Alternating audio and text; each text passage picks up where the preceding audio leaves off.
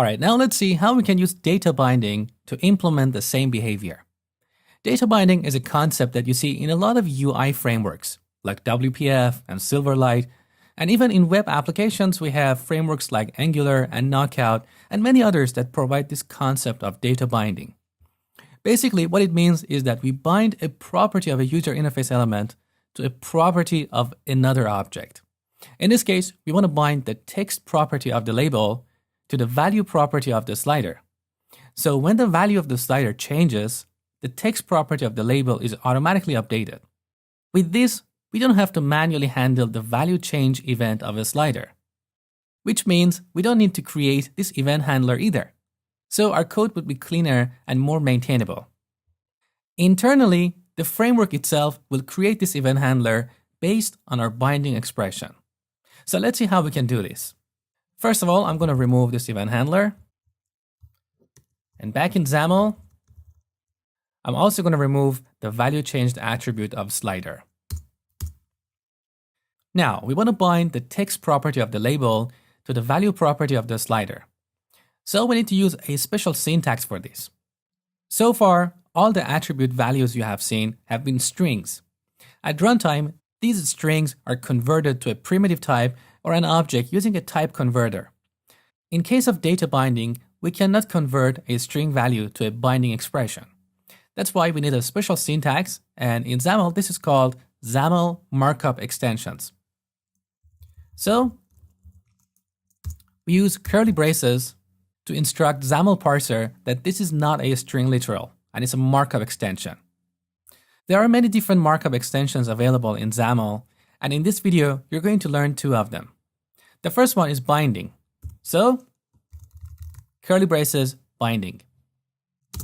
Now, to set up binding, we need to specify what object we want to bind the text property to. So we set source to. Now here we want a reference to the slider object. That's when we use another markup extension.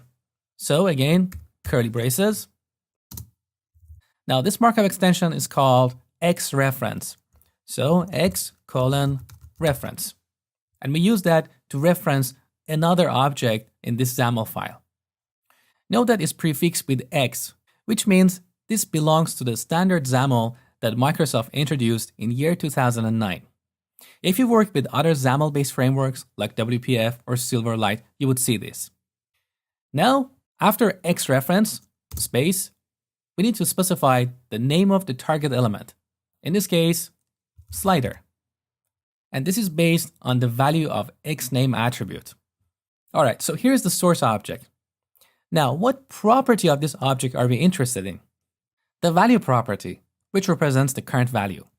So, after source, comma, path equals value. We call this path instead of property because that property itself may be an object, and we may want to use the dot notation to access another property like a.b.c. That's why it's called path. All right, that's pretty much all we have to write. Now, if I run this app, this is what we get. Note the label. Previously, we formatted this number with 2 digits after the decimal point. So let's go ahead and do this. Back here. So in our binding expression, we have set up source, path, and now the third property, string format, equals, and we use single quotes to differentiate from double quotes for the value of the text attribute. Now here, we supply a standard C# string format. So, value is curly braces, 0 represents the first argument, colon F2 for formatting. Now let me break this up into multiple lines.